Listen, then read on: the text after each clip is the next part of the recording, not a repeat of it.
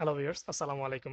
ছোট্ট একটা প্রবলেম এবং এটার সলিউশন নিয়ে আপনাদের সামনে আসলাম। তো দেখেন, একটা বিষয় আপনাদেরকে দেখাই। আমাদের অনেক সময় এমন হয় যে আমাদের বেশ কিছু ফ্রেগমেন্ট নিয়ে কাজ করতে হয় এবং এই ফ্রেগমেন্টগুলো নিয়ে কাজ করতে গিয়ে আমরা একটা প্যারার মধ্যে পড়ি। সেটা হচ্ছে এই যে বিকাশে সিলেক্ট করলাম বা নগদে গেলাম বা ইয়েতে গেলাম, আমাদের ফ্রেগমেন্টগুলো কিন্তু চেঞ্জ হচ্ছে।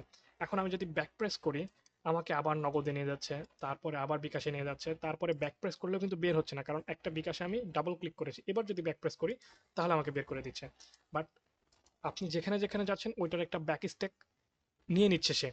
সো আমরা যদি এরকম করতে চাই যে বিকাশে, সাপোজ এখন যদি বিকাশে কেউ কোনো ইউজার ভুল করে যদি 100 বারও ক্লিক করে ফেলে এরকম, তাহলে আপনাকে ব্যাক প্রেস করার জন্য 100 বার এখানে প্রেস করতে হবে, তারপরে না আপনি বের হতে পারবেন।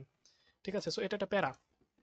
এবং আমাদের ইউজার এটা ভুল করতেই পারে, অ্যাজ এ ইউজার হিসাবে ইউজার যে কোনো কিছু ভুল করতে পারে, সো সেটাকে চেক দেওয়াই হচ্ছে ডেভেলপারের কাজ।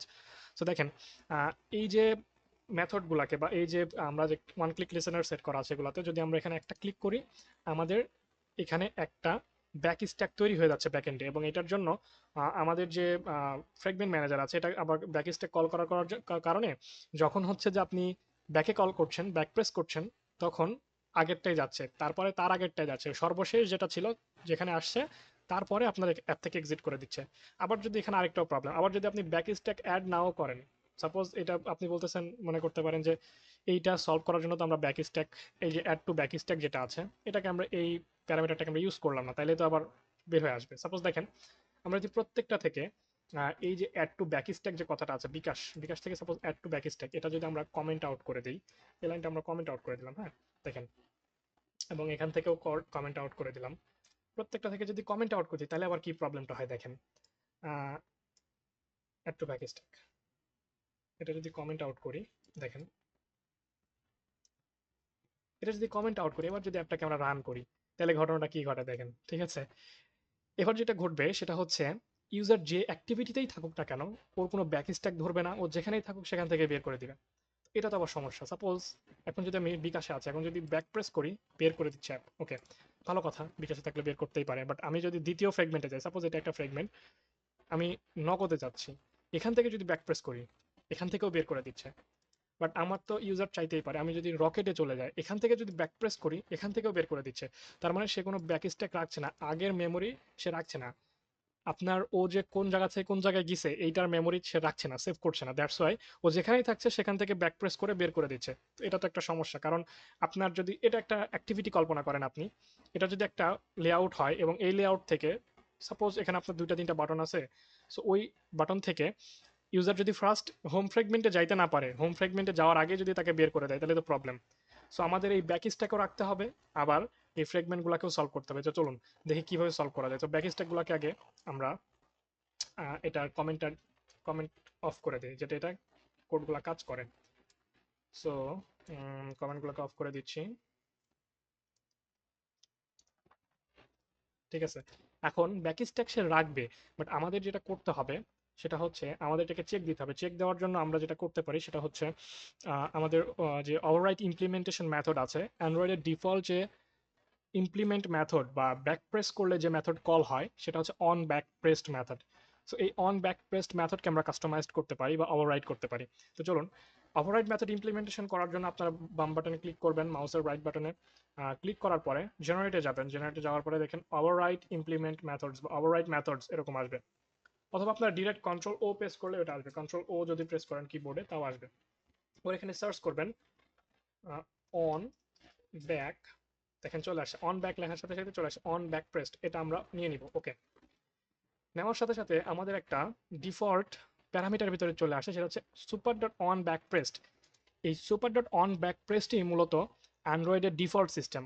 অ্যান্ড্রয়েডের ডিফল্ট ব্যাক করে দেওয়ার, যে বের করে দেয় বা এক্সিট করে দেয় বা আগের ধাপে নিয়ে যায় যে মেথডটা বা যে কমান্ডটা, এটা হচ্ছে super dot on back pressed. এখন দেখেন এই super dot on back pressed আপনি যদি এখান থেকে রিমুভ করে দেন, হ্যাঁ, তাহলে দেখেন এটা একটা এরর নিয়ে নিবে। ঠিক আছে, একটা এরর নিচ্ছে, বিকজ অফ এটা থাকতেই হবে। এটা যদি না থাকে তাহলে আপনি আপনার ব্যাক বাটন কাজই করবে না, আপনার অ্যান্ড্রয়েডের যে ডিফল্ট ব্যাক বাটন এটা কাজই করবে না, এটা সবসময় মানে আপনি যতই টিপেন এটা ওই জায়গাতেই দাঁড়ায় থাকবে। দেখেন ঘটনাটা কি হয়, এটা যদি আমরা রিমুভ করে দিই, মেবি অ্যাপটা ক্র্যাশ করতে পারে, তারপর আমরা দেখি যে ক্র্যাশ করে কিনা বা রান হয় কিনা।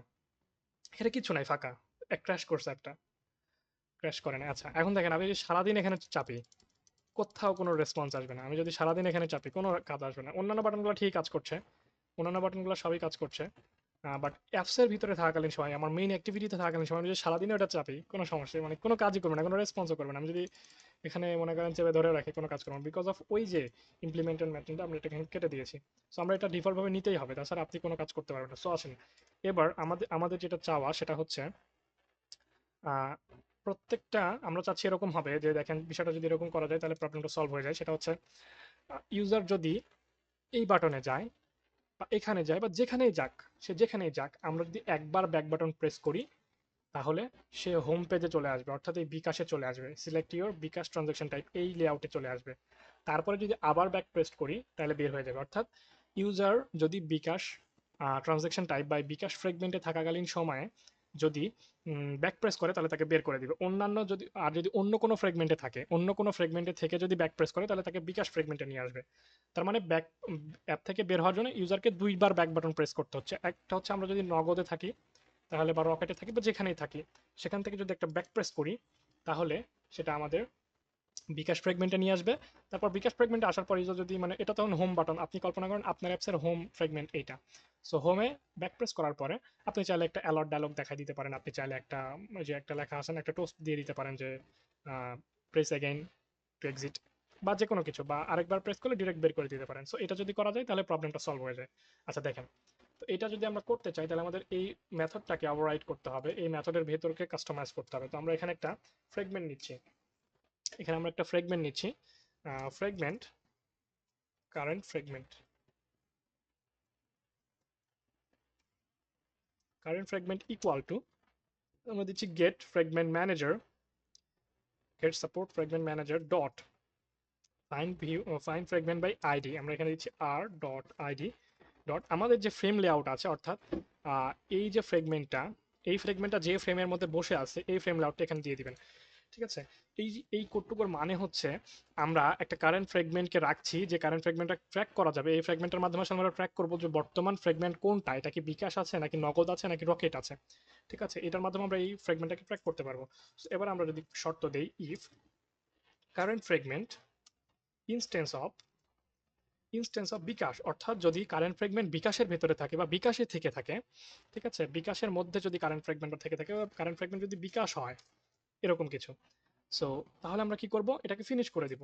যদি বিকাশ হয় তাহলে তো আমরা বের করে দিচ্ছি, আমাদের কোনো কাজ নেই। এবং এই সুপার অন ব্যাক প্রেসড কমান্ডটাকে আমরা এখানে দিয়ে দিব ফিনিশের পরে, কারণ হচ্ছে যে যখন এটার কাজ কি দেখলাম আমরা, এটার কাজ হচ্ছে যখন অন্য কোনো ইউজার ব্যাক প্রেস করবে তখন এটাকে বের করে দিবে, অ্যাপ থেকে এক্সিট করে দিবে।